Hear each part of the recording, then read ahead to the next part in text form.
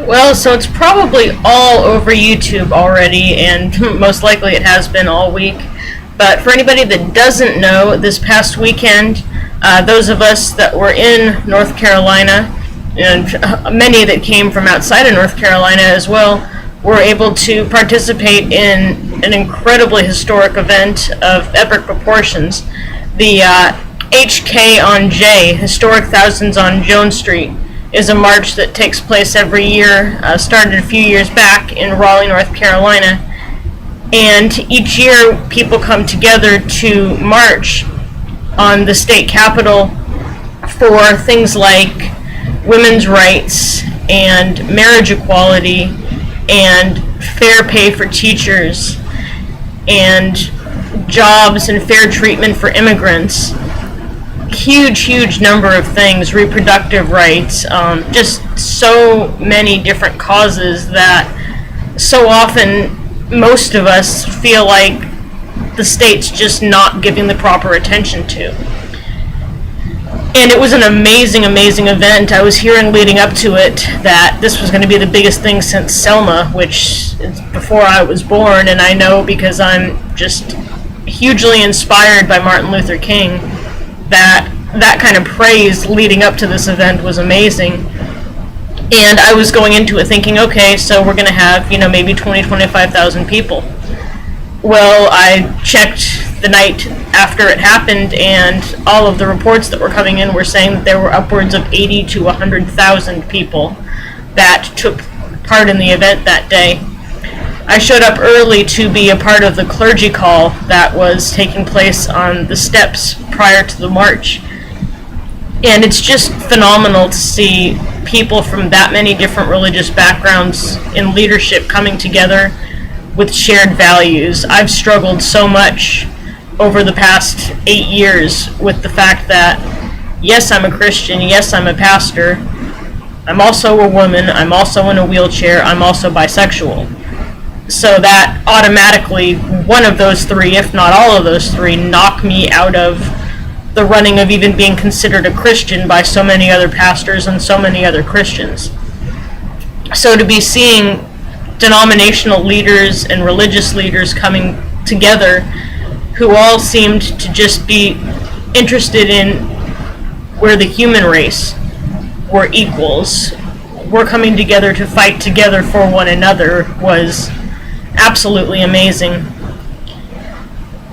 We started a little bit late on the march. It was very crowded, and honestly, I don't know if the people significantly ahead of us might have started on time, but it took a significant amount of time before we finally got to realize that we were in fact moving. But seeing the faces on some of the leaders at the Capitol showed me that what we were doing was making an impact. No, they were not happy. Yes, they seemed so put out by what we were doing and disgusted in many ways by what we were doing. But 100,000 people coming together because they recognize that what's going on in this state and how this state's citizens are being treated is wrong should tell people something. It's horrible that we treat immigrants like they're cheap slave labor.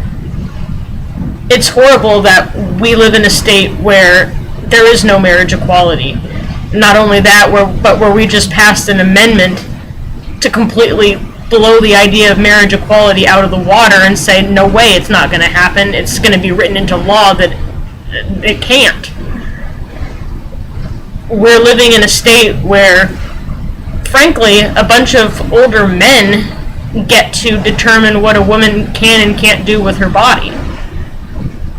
We're living in a state where our teachers are not appreciated, where they're not given the proper treatment that they need to be, where our students aren't getting the proper education, where the world around us, our environment, is not being treated well, is not being taken care of, and we're not being the stewards of this planet that we need to be. All these things are reasons that people were coming out, people were protesting, people were saying we need to make a change. There's so many people that I've heard from that have said, why bother? What's the point of this? All you're doing is making noise. All you're doing is crowding the streets. All you're doing is just wasting everybody's time. Why not just write your congressman? Well, most of us that marched this past weekend have done that. Most of us that marched have participated in other actions, have made phone calls, have written letters, have circulated petitions. What people don't understand is events like HJonK are not about just getting out there and making noise. Anytime that there is an injustice that people are protesting, it's not about just making noise. It's about drawing attention to the fact this is not fair, this is not right, people are being hurt, people are even dying because of these things that are going on. I really hope that for anybody that wasn't able to be there at the Moral March, as it's most often being called, are able to look it up on YouTube, are able to look it up on Facebook. There are pictures all over the internet, there are videos all over the internet, there are websites that you can go to learn about the causes that we're marching for. It's not over just because the day of the march is over. There's still the need to fight for these causes. The battle's not been won, let alone the war. Right now, what we need to do is mobilize. We need to be together in bringing a change, not just for North Carolina, but anywhere that you may be, that there's an injustice. Don't just sit there and say how unfair it is that what's going on is going on. Don't just say that you wish things were different. You're here for a reason.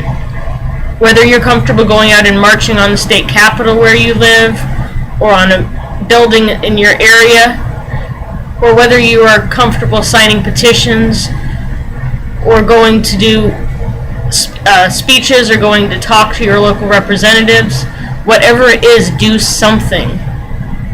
The biggest problem that we have is that despite the massive numbers of people that we had at that march, there are not enough people day to day to day to do what needs to be done to maintain, to keep up and to change. We can get plenty of people rallied for huge events, but it needs to stay throughout the year.